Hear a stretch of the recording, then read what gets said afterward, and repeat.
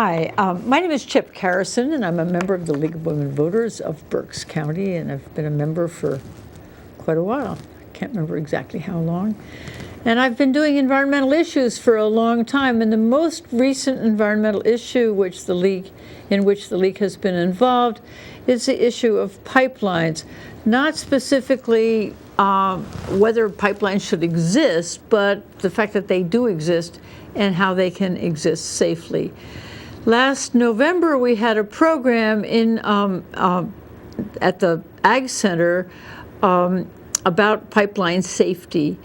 And most of tonight's program will actually be just 3 of the speakers from that program. So it's not going to be the kind of program that you can call in with questions, although I do hope that any home viewer who has questions, and I hope there are home viewers, and I hope they have questions, will call BCTV 378-0426 and just leave your name and phone number, and I'll get back to you. And I won't know the answer because I don't know the answer to most questions, but I will be able to find out. There are pipelines proposed for Berks County. There are 2 major ones at this point.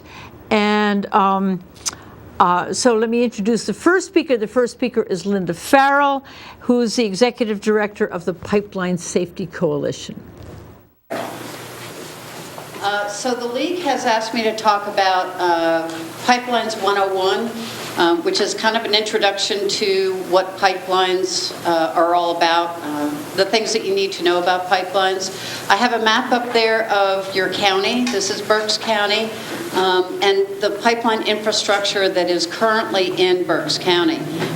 This PowerPoint is going to be available on Pipeline Safety Coalition's website, which is pscoalition.org. There's a stack of business cards back here that'll have our website link on there. And there will also be some other PowerPoint presentations that we've done throughout the state that might also be a good source of information for you. But this one will be called League of Women Voters, Berks County. And again, this is what your infrastructure is pre-Marcellus Shale. What we talk about at Pipeline Safety Coalition is what you need to know and why you need to know it about pipeline infrastructure, based on the fact that an informed community is typically a safer community.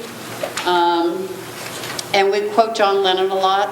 We say that life is what happens when you're making other plans. So being proactive in pipeline infrastructure and placement is important to protecting your rights as a landowner, protecting your community, and protecting your environment. So as I said, this is the map I just showed you is Berks County infrastructure before Marcellus Shale. And the reason that's important is that if you look at the map on the left-hand side, Marcellus Shale, that's the Marcellus Shale development in Pennsylvania. Berks County right now is the 7th highest concentration of pipelines of the 67 counties in Pennsylvania. If you take a look at the map on the bottom right-hand side, that gives you a map of the infrastructure that exists in Pennsylvania. I've got you pointed, got the Marcellus Shale pointed down to where you are in that infrastructure, and any business person would know that using your current infrastructure and building upon that is the least expensive way to transport Marcellus Shale fuel. The Nature Conservancy estimates that there will be somewhere around 20,000 additional miles, 20 to 30,000 additional miles of pipeline in order to transport Marcellus Shale. And as you can see from the correlation between Marcellus Shale and Berks County, you folks are in a pretty good position to have some expansion of your infrastructure. So if we currently have 9,000 Marcellus Shale wells in the ground and about 3,000 active permits on the table at DEP, and that that 20 to 30,000 infrastructure build out, it's important to know a pipeline is not just a pipeline. You've got infrastructure that includes a lot more than just that linear line. And that's what we're going to talk about. Who regulates what? We usually talk about. Carolyn would have talked about that a little bit. Pipeline Safety Coalition is always available to answer any questions, and that's what we started out as. We started out as a bunch of landowners who knew that people needed information, and they needed a resource that was unbiased and was going to give them just the facts. So that's what we're here for, and we're happy to help whenever we can. So here's a start to finish infrastructure. When you talk about pipeline infrastructure, you have to start at the wellhead and go to the delivery point. And Becky's going to talk about that aspect of the pipeline infrastructure. So as far as land use goes, Marcellus Shale development is about 9 acres per well pad. Depending on how many wells are on that pad, each well will have its own set of gathering lines. So it's logical that the amount of pipelines per well pad will be exponential, depending on how many wells are on that pad. But on average, you're looking at about 10 acres of overall infrastructure, 5.7 acres of infrastructure for each well that's drilled on that pad. And that includes the things that you might not think of in pipeline infrastructure, such as the roads that have to be cleared or made in order to get the equipment to the wellhead, and to bring the pipelines into and the workers into a well pad. The picture on the right-hand side at the top is a pretty good representation. You've got a wellhead at the top, and then you've got the infrastructure. You can see the amount of clearing that needs to be done. And very often, the clearing for the stringing of the pipes is really the most impactful to the environment in this process. And then you've got the water impoundments for the frack water and for the fresh water. And I think Faith will cover that in more detail. So your pipeline infrastructure, again, starts on the left-hand side of this slide at the wellhead. And then you've got processing, you've got compressor stations, you've got gathering lines. They're not in here, but they are now part of the system. And we'll go through those a little more individually here. Again, there's the well pad. Gathering lines have become a real hot topic in Marcellus Shale development, primarily because they're unregulated if they're in a Class 1 location. A Class 1 location is defined as a location that has less than 10 homes in every 10 homes per mile in the linear pipeline, and those homes are more than rather than 220 feet from a pipeline.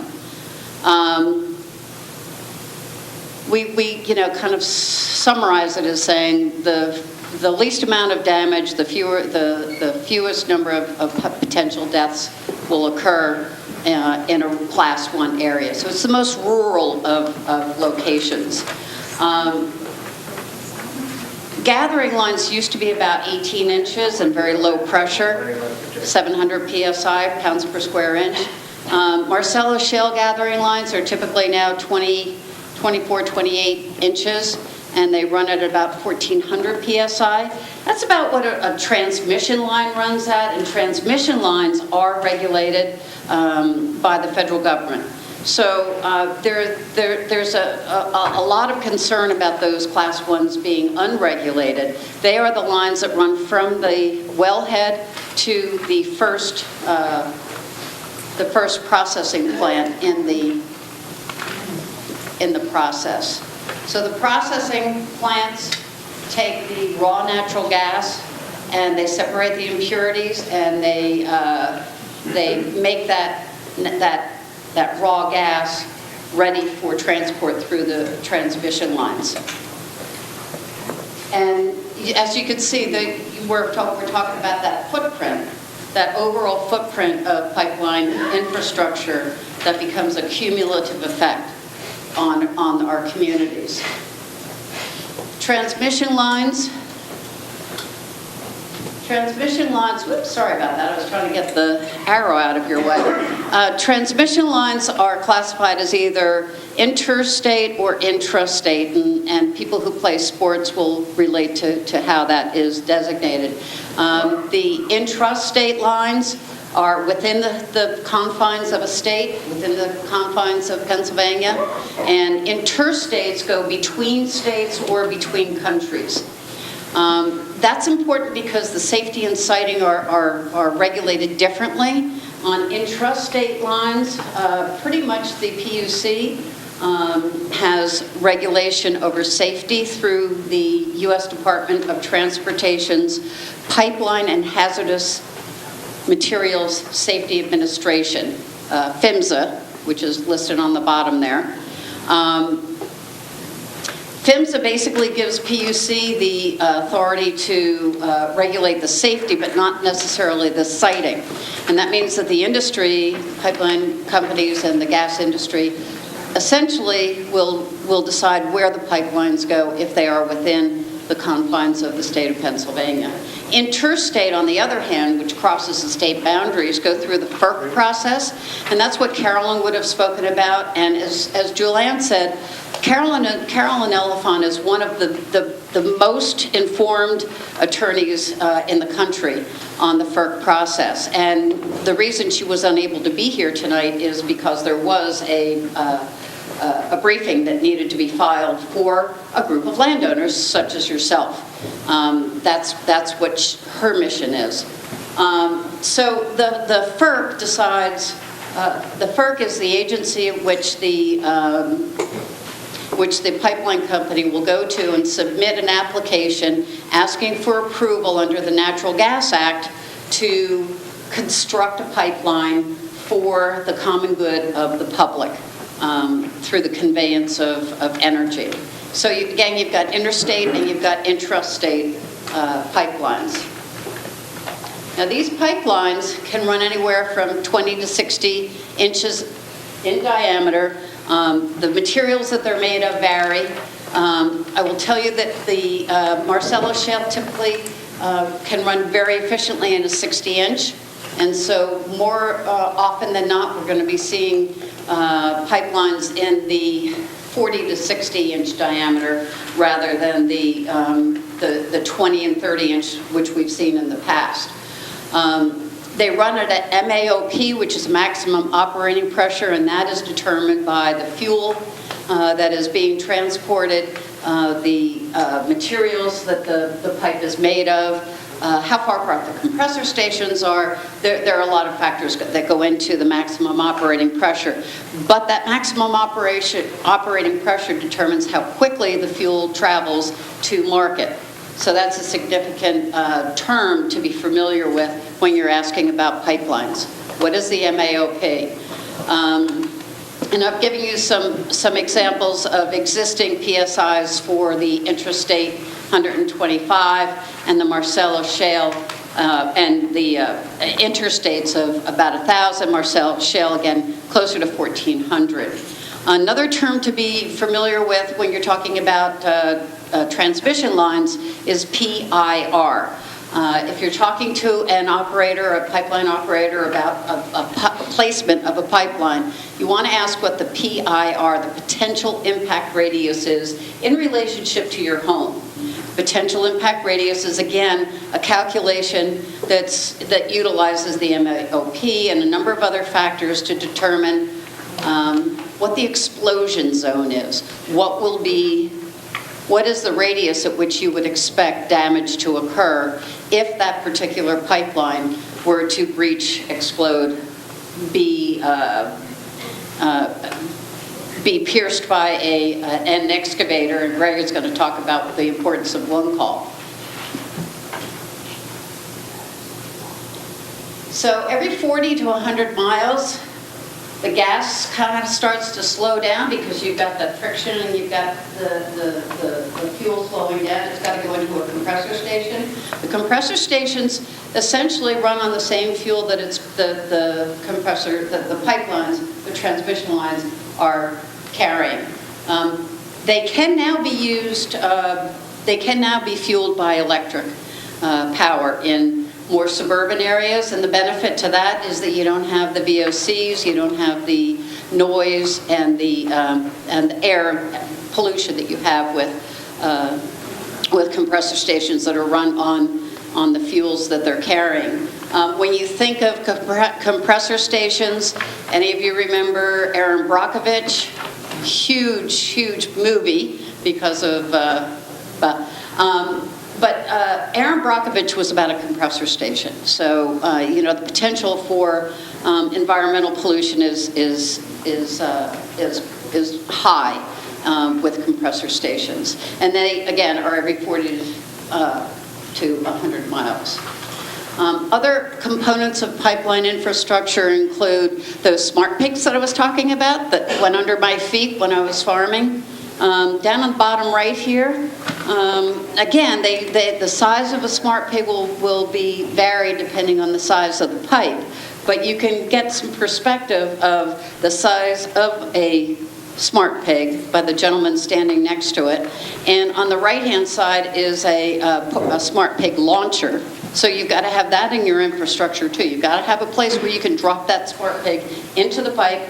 It goes through the pipe and then it comes out at another site. You have valves. Valves are important for being able to shut down a pipe if there is a breach in a transmission line or a distribution line. You need to be able to shut that down so that you can stop the source of fuel that's feeding the explosion or the spill or the accident. So the other term that you probably want to be really familiar with is ROW, right-of-way. And a right-of-way can either be a temporary right-of-way where the operator will ask for the temporary use of your land. It does not affect your deed. Once they're finished with their construction, the land remains whole under your deed. A permanent right-of-way is a right-of-way in which the operator will negotiate an easement with you for permanent use of that land. It becomes a part of your deed, and it will remain as long as the pipeline remains in existence. You still pay insurance on that land, you still pay your taxes on that land, but your use on that land is restricted. And those are things that you don't often hear proactively before you are in a conversation with an operator, but those are things that landowners, we feel, have a right to know. We feel you have a right to know what the overall economic impact, environmental impact, and land use impact may potentially be. The other factor that we like to point out is the fact that a temporary easement, although it may not be a permanent easement on your record, on your deed, all of these easements, whether they're temporary or permanent, in terms of your deeds, are certainly permanent right-of-ways when you come to the impact on deforestation. These right-of-ways, the permanent right-of-ways, must remain clear so that the operators are able to monitor the pipeline right-of-way and make sure that there has not been a breach, a leak, which they can detect by aerial examination.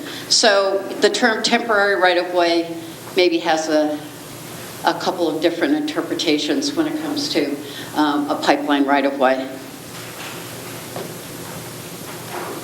And I put this in because I knew Carolyn was going to be here.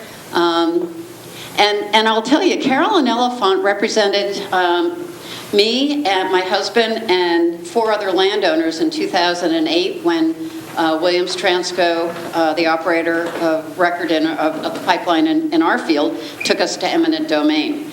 And this cartoon is a little tongue-in-cheek, but But this is absolutely appropriate in today's pipeline issue conversation. Specifically, I said, not in my backyard. So that actually, tongue-in-cheek again, kind of addresses what a lot of people are described as being NIMBY. Anybody know what NIMBY is? Not in my backyard, right. And actually we say, well, yeah, if it's in my backyard, I do have a right to have a conversation about this. But as you can see in the cartoon here, in this case is the PA legislature, but the operator is also appropriate here, says it's okay, this is your front yard.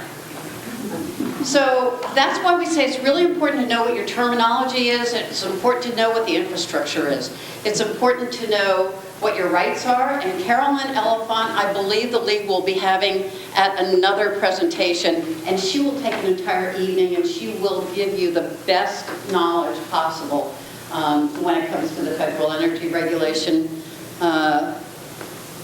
process, and she will also help you with your personal issues here in Berks County. The next speaker is Jamal Abudalo, and he is the chief engineer at Muhlenberg Township. He has tons and tons and tons of pipeline experience, I mean, all over the world. So Jamal Abudalo. Again, thank you for coming over. Linda, thank you very much for a very, very good presentation. As a matter of fact, you have saved me a lot of explanation, and I have learned a lot from you. I just want to share a few things about myself. I work for Muhlenberg Township. I'm the engineer for Muhlenberg Township. My background is actually as a chemical engineer with a master's degree in chemical engineering. I worked for oil companies, and basically I was in charge of the what they call it, the oil and gas movement operation, which is pretty much at that time I was in charge of about 700 miles of different type of pipelines that go and radius from about 6 inches all the way to 60 inches altogether there. Just want to share with you another funny story about pigs. When I started on my operation, actually, or my work, I started in the Middle East. And for those of you who actually visited the Middle East or know something about the Middle East, they don't like pigs. Okay? So we wanted to pick the pipelines, and we wanted to bring them in, and we had contract with a company out of Texas to come in with their instruments, and basically we were paying them on a daily assignments in there. We waited for the crew to show up. We waited for the equipment. The crew show up in there, but the equipment was not released out of customs there. And then finally, I went over and asked, "What is the problem?" They said, "Well, you have a pig. It's not allowed into the country." And we had a conversation about this for 2 days. Finally, I went to the office and said, "What does it take for me to get this instrument out of here?" He said, "Change the name." I said, "Okay." So we changed the name from pig to corrosion automated machine. Okay, and that's basically how we started. Anyhow, I want to give you a background about the pipeline itself. Basically, the evolution of pipeline, it started at the beginning of civilization and time, as a matter of fact, and it is still in use, as a matter of fact. Channels and trenches are still in use. Basically, what mankind did from the beginning is to actually channel the water as it rains, melt of snow caps or ice caps, as well as basically diverting streams into fields where they would be able to do it. And as you can see from this, basically it actually kind of like rely very heavily on gravity itself.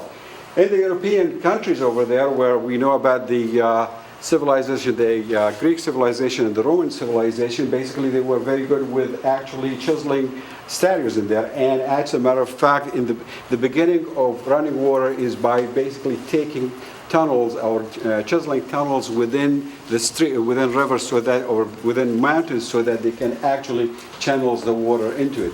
At the turn of the century, when the Industrial Revolution started and the development of the locomotive industry, actually that was the beginning of the pumps, or we've learned about how the pumps can operate and help with the Industrial Revolution. We're good. Okay, we're good. So just around the same time, as a matter of fact, when the Industrial Revolution started and the locomotive was discovered, and on a different part of the world, they started discovering the actual oil and crude oil. And as you can see in the back picture in there, actually that's how they all started. They put these drilling wells very close to each other in there, and these were made out of wood, as a matter of fact, and you can see the steam where they were pound the piping or the casing into the oil reservoir until the oil comes to the surface.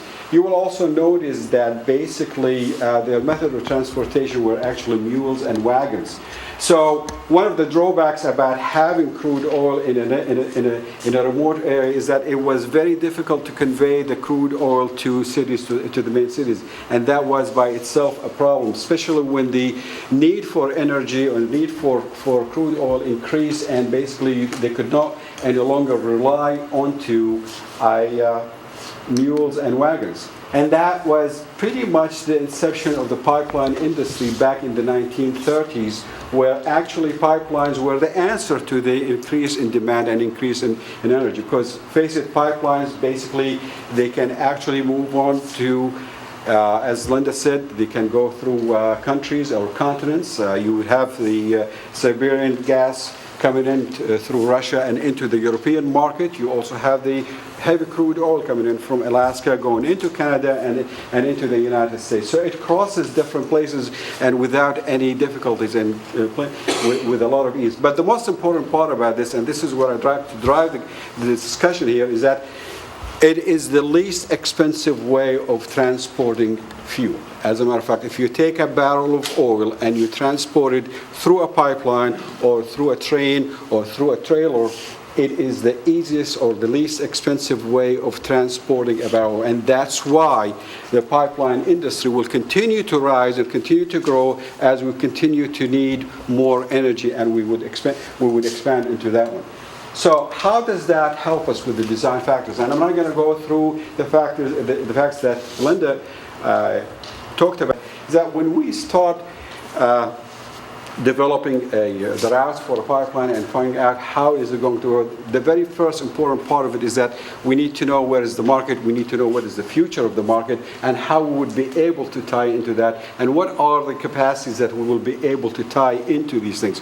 So just to digress for a second, anybody knows besides Glenn why we call the Blue Route is the Blue Route? Pretty much what they...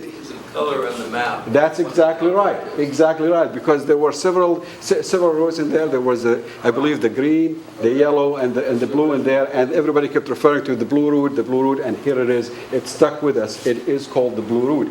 So really, what happens is that when we develop and chart the maps in there, one of the most important things to look into, part of the cost, is actually the maximum operating pressure and the right-of-way acquisition. The right-of-way acquisition could kill a project. Just to give you another examples, the difficulty that our county, Burke County, is encountering to expand 222 into Route 78 is basically part of it is the right-of-way acquisition. So the right-of-way here is a very important factor for us because it really tells us about how we will be able to handle this. But in many occasions and in many considerations, the most important factor in the design itself is actually dismissed completely, and that is a clear interaction between the company that is designing the pipe and the local people, the landowner, to basically listen to their concerns. And that actually, is, in a lot of time, is dismissed and not being given right. Linda was very correct in saying that really you would need a coalition. You would need somebody to talk to you because, let's face it, if as a homeowner, as a landowner, you are facing a multi-billion-dollar operation, okay? And for them to throw money at a problem is not really a difficult thing. If you can go away with a few more dollars, they would let you do that. They will talk to you about that. But do not forget that you have given them the right to be there forever. And we will talk about this in a few seconds. So here it is. What do you do about pipeline companies? Actually, they are unstoppable.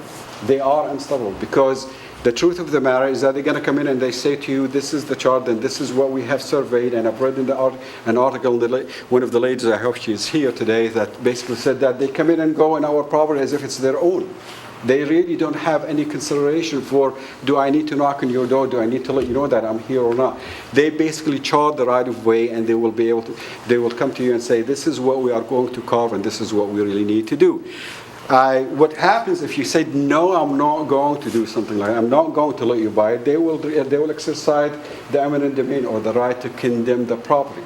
And to condemn the property, again, you are fighting multi-billion-dollar operation, which basically, at the end of time, it's very stressful for you, very taxing on you, and it will cost you a lot of anxiety in there, and they will win at the end of that. So the best approach to that is to actually be able to find a resolution where you understand what is going on in that. And I just want to remind you that the right-of-way agreement is binding forever.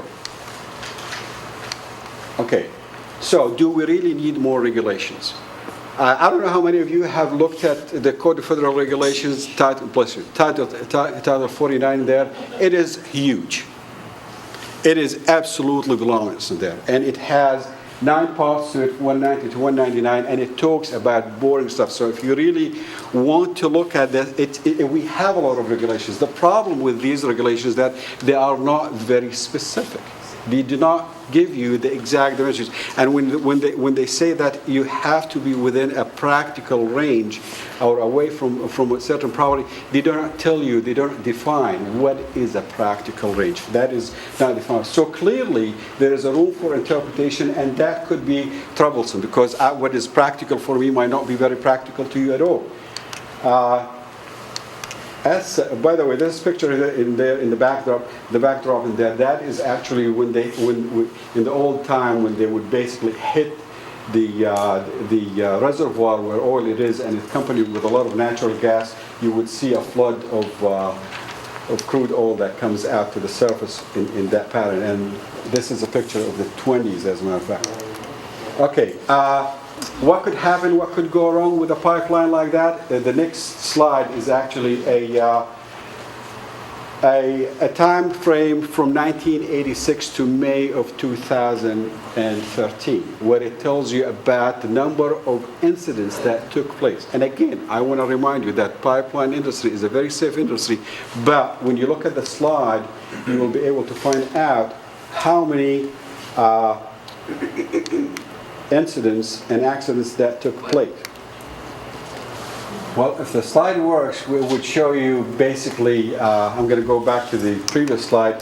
What you will see is about $7 billion of property damages that took place between 1986 till now. And there are about 521 fatalities, 2,400 injuries, and basically there were about 8,000 incidents that took place between this time from 1986 to May of 2013.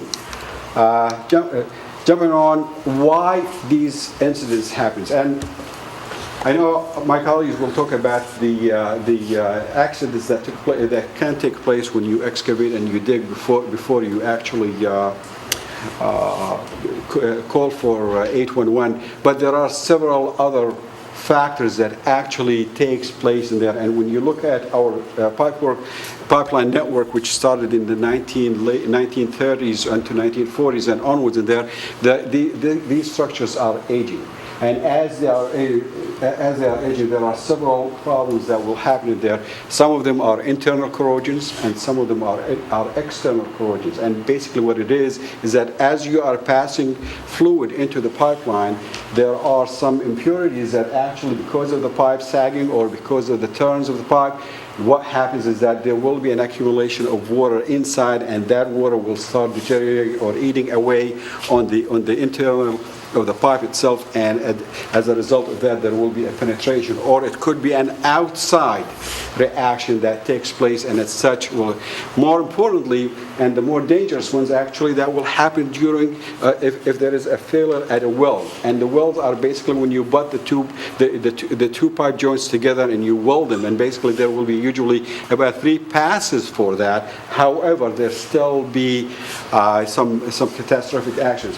The next two slides, I thought very long about putting them in my presentation, but I just wanted to bring to your attention that these slides, although they are alarming, I felt the need that you need to really see something like that, of what could happen when a pipeline rupture. In September 2010, a 30-inch gas pipeline actually ruptured. When it ruptured, ladies and gentlemen, it created a 72-feet crater. And it was 28 or 26 feet wide. Just imagine that type of crater.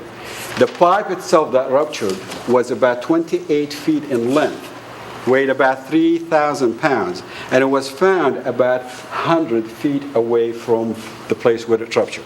Just imagine the impact.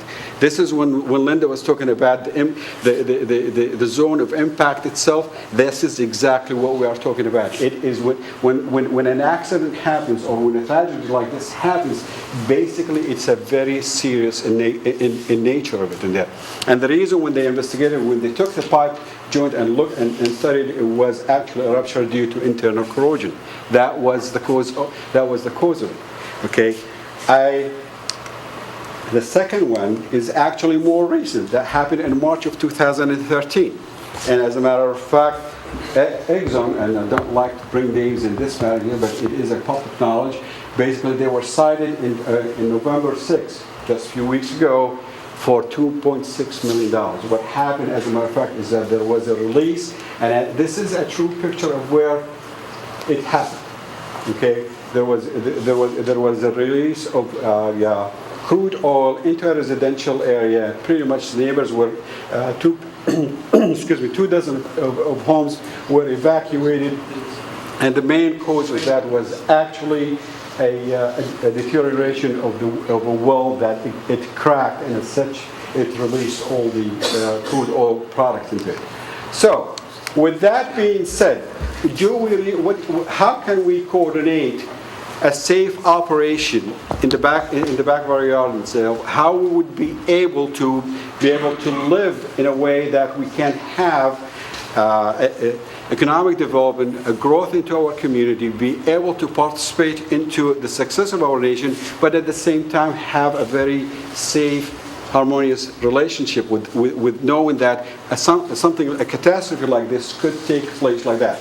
If you look into the operation, from the operation point of view, basically they say that we don't have, thank you, we don't have a good details, and we don't, the Government Accountability Office, which is an arm of the Congress, basically says we don't have a lot of details, and we really don't know how we would be able to coordinate a catastrophe and how we will be able to respond to this. But you also, if you look at and you listen to FESMA itself, basically they are saying to you the very first few minutes of a failure, a catastrophe itself, are the most critical part of it in there. The very first hour, as a matter of fact, in there. And candidly speaking, and my colleagues will talk about this, that basically you would be able to see this, because there are people who are in operating rooms, and they will be able to see if there is a pressure drop or if there is an excess flow, increase in flow. They will be able to handle these things, and there will be a response plan. So, in order to do all of this, and this is the final slide that I would like to share with you, how can we work together? Linda brought up a very good point, and that is, yes, you really need to reach out to the coalition. You need to understand what is going on in your backyard. And a more important thing is that when the surveyor is out there, don't kick the surveyor out. He's just doing his job or her job, but ask more important questions, and that is, who is the project manager? What is the company that you are dealing with? Who is the company that is going to install this pipeline? Do they have a right-of-way department? Can we talk to the lawyers in the right-of-way? Try to get yourself engaged in the very early stage of it. And the reason why you really want to get engaged is very simple, is that in many cases, after many incidents like that, many states have started to develop what's called catastrophic action plans. And basically what it is that you really need to understand how the system is going to work if there is a catastrophe, who is on the network that we will be able to call on and say, by the way, I am seeing symptoms of a leak in my area there. I see a fluid that's coming in through my backyard, or I see a cloud that is about to, is expanding. And how you will be able to safely evacuate your home. These are very important factors that you really need to take into consideration. Simply because I go back and say, I work for the pipeline industries, I know very well how the pipeline industry works, I know how it is driven, but the most important part of it in there, and this is what is always kept away from the public, is that they don't like to share with you the pollution prevention plans. They don't like to share with you the catastrophe action plan that they will be able to do it. And they will come in and say that we're going to take care of it. You don't have to worry about that. And they will give you all the statistics possible to let you know that actually it's a very safe operation. 99% of the time, it is a very safe operation. But if you don't have an idea about how the system is maintained, you don't have the assurance. For example, you take your car every year for an inspection. Probably you need to know how often do they inspect these pipelines. So that's Mr. Abdallah, who is, I think, just wonderful, and urges people to find out, to get to talk to people, to not just accept every single thing that. And he says, don't kick the surveyors off your property. They're just doing their job, but find out who's in charge. And he's right. The two pipelines that are proposed in Berks County, one goes through, it's Texas Eastern, and it's Muhlenberg Township and Bern Township and Onoloni Township and Ruscombe Manor. There's another one, I'm not quite sure. It crosses the Schuylkill. And the comment period for that has expired. I think it expired in October. Now, they may have reopened it or not, I don't know. FERC's website is not easy. I had to get my daughter to help me do it, and she did help me. But the other proposed pipeline, and it has an amazing name, the Mariner. What's it called? The Mariner something or other. It's a Sunoco pipeline from Sinking Spring. So the third person in this who is really interesting is Greg Krawchuk, and he is from 811. Dial 811 Pennsylvania one call before you dig. So here's Greg Krawchuk. Thanks for coming. Appreciate it. It's nice to see this many people here. And also, I would like to thank Julianne and the League of Women Voters for inviting me here tonight. My name is Greg Krawchuk. I'm the liaison representative for the Pennsylvania One Call system.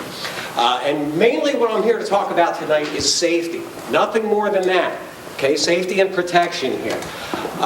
Because we're involved very heavily with all the pipeline companies and all of the other underground utility owners. Okay? Everything that we do is governed under Pennsylvania law. But even though everything is governed under Pennsylvania law, I'm not a government employee. We're a private nonprofit corporation. Okay, we do not enforce the law. That's the Bureau of Labor and Industry in Harrisburg. We don't actually mark out the lines for any excavation projects. Basically the way the law is written is that anybody who's planning to disturb the earth through the use of powered equipment is required to contact us first. And then what we do as an organization is we notify all of the registered underground facility owners within that particular area. Then they look at it and decide what they need to do, if they mark it or if they're clear or other questions they may have. They let us know what they have done. We send the information back to the excavator, and that's pretty much where the loop ends. Now when it comes to the pipelines, all of the pipeline companies are members of the Pennsylvania One Call system. Okay? They have to be. They're required under the law. Okay, not only state law, but federal law. So they must be members, and they must be notified, and they must respond to the notifications. Also, you have to remember that transmission by pipeline is the safest method of transporting the gas. It beats trains, it beats trucks, it beats everything else. And depending on what report you read, because there's a lot of different ones out there, between 50 and 75% of all pipeline damage is caused by third parties. People out there digging, excavating, that didn't call, don't know how to work around the lines. That's why we try and get out as much as we can. Okay? This is our mission statement. Okay, everybody has a mission statement. Let's face it, it goes that way. Protect underground facilities, communications network. I do a lot of these training programs for everybody that's involved in the industry, whether they're designers, locators, excavators, facility owners, anybody like that. And I have a personal mission statement when I'm out on these talks, training, shows, whatever I do. And that's that everybody makes it home in one piece with the same parts they left the house with in the morning. That's it, very simple. Okay, it's all about safety. And that's what we're really going for at that point. Now, we are around 24/7, 365. We have been around since 1972. We are the oldest one-call center in the country. The law didn't even go into effect until 1974. So we actually predate the law. Okay? 3,500 underground facility owners just in Pennsylvania.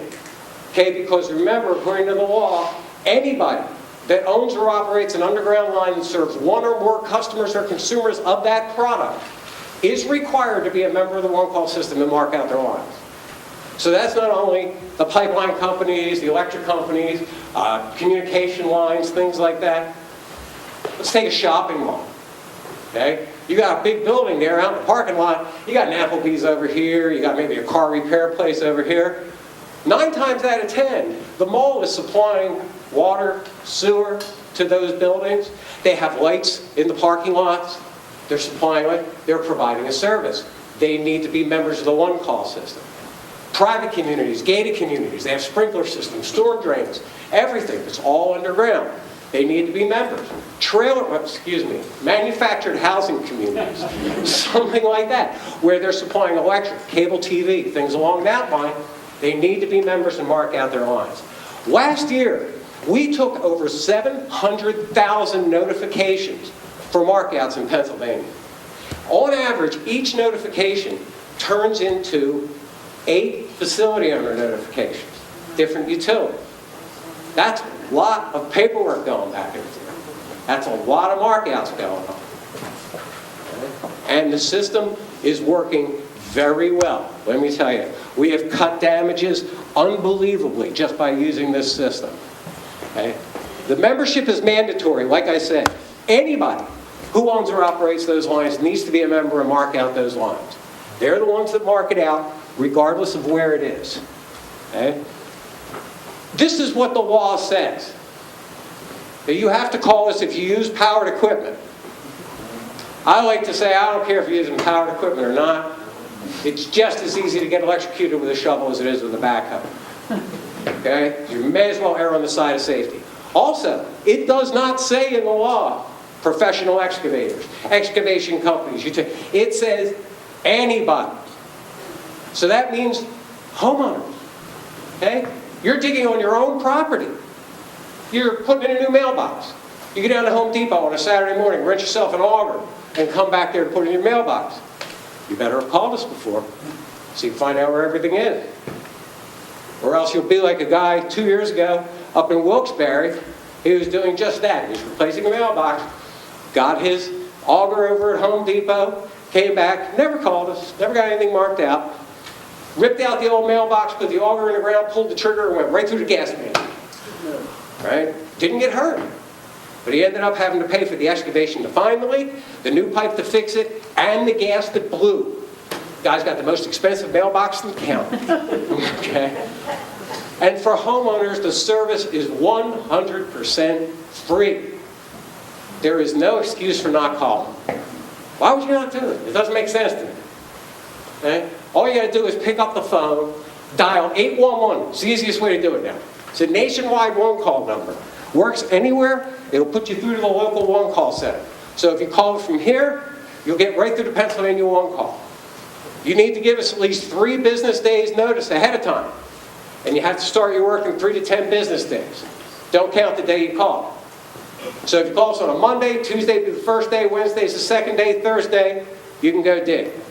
If you're planning on doing work on Saturday, call us on Tuesday, excuse me. See, I gotta keep this straight too.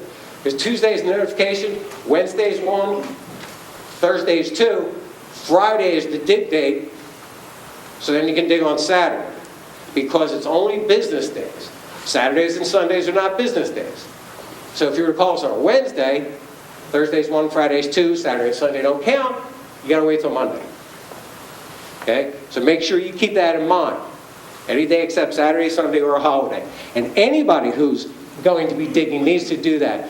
This just kind of shows what I said in the beginning, how somebody calls us up, we take the information, notify everybody, and then send it back. So it kind of completes the cycle that way. We ask everybody to mark out the area where they're going to be working because, like I said, 700,000 calls, multiply that by the 8 notifications, that's a lot of tickets. Okay, I live outside of Philly, as if you couldn't tell by the way I talk. Right? PECO is probably one of our biggest utilities down there. They have gas and electric in 5 different counties. They get 3,000 to 4,000 notifications every single day. Most of them have to be marked out in 2 business days. So we need as much information as we can possibly get, and that's what I tell everybody. When we ask the questions, please give us as much information as you can. And I put a bunch of stuff out on the table back there. One of the things I put out there is a small brochure that's specifically for homeowners. It'll give you a rundown on how the system works, and on the back it gives you a list of all the questions we're going to ask. Now, after we notify the facility owners, they need to come out and, as the law says, mark, stake, or otherwise locate their lines. Most of the time they will use paint or flags. I'm sure you've all seen excavation areas where there's all these different rainbows of colors of paint down on the ground. I also have, what a remarkable thing, plastic cards back there that give you all the different colors and what they mean. The important ones, red is the electric, yellow will be gas, petroleum, the pipelines. In addition to that, it'll also be your service lines coming into the house, will also be marked in yellow. Orange is going to be your communication lines, cable TV, telephone, fiber optic, you know, the big heavy duty jobs. Blue is water, that one's easy. Green would be sewer. There's a couple others, but there's not a bunch of them. So make sure you grab one of those. It'll give you an idea when you get the mark out what exactly you're up against and what's buried under the ground there. Now, from a public safety standpoint, see, I also give this presentation and I talk a lot to emergency responders, police departments, law enforcement personnel, and let them know how they can see what would be an illegal dig, where somebody is not complying with the law, where somebody is being unsafe. Well, you know what? You all can see this too. I've stopped people from doing it. I've seen other people do it. I know a lot of people that have made a difference and protected their communities by just noticing a few signs when you see somebody excavating. Okay? Because in the event of any violation of what's called the Underground Utility Line Protection Act, which I can also get you a copy of if you like, it's really boring to read, you know, but it's got a lot of good information in it. Probably the best thing to do is only read the law if you're looking for a specific citation or you're trying to get yourself to sleep. You know, then it'll work good. Other than that, give me a call. You know, I'm pretty much have most of it memorized, so it's pretty easy to do. But in the law, it says if there's any violation, any local law enforcement or emergency management personnel can shut down that job instantly in the interest of public safety. Okay? And some of the things that could be coming out, first one we're looking at, no marks visible. Okay? You're out there, you see somebody down there like that in a trench, this guy's not too bright, let me tell you. Okay? There's no marks around there, there's no paint. Nothing to show that he called us. You look at that, you're thinking, geez, I don't see any water lines, communications. I know there's cable TV coming in here, you know. They didn't call, notify somebody, get them stopped before something happens and they hit a line that could possibly cause damage. Okay? You see a clearly marked work site, yellow flags there. That's a gas line. According to the law, you are not allowed to use powered equipment in an area measured 18 inches horizontally to either side of that facility. So right there, using powered equipment on top of those lines is illegal digging. It's what they call non-prudent techniques. That's a violation of the law. They need to be stopped. That's how it happens.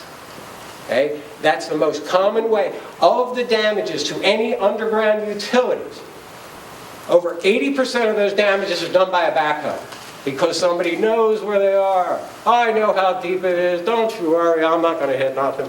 Okay? That's how it happens. So you see something like that, you call somebody. Somebody's working in an unstable trench. This is actually an OSHA regulation that if a trench is over 4 feet, is the latest number, there needs to be some sort of shoring inside the trench. There needs to be ladders positioned in a certain space. The spoil piles need to be away. The side of the trench needs to be tilted. So most of the time, what you will see on major excavations, if they're installing something big, is they'll have a metal box inside the ground, in that trench that the guys can work in.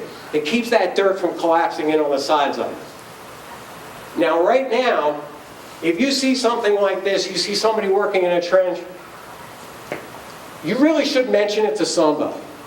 Now, whether you would call the local police department or your local OSHA office, their website is very helpful as far as getting a hold of them.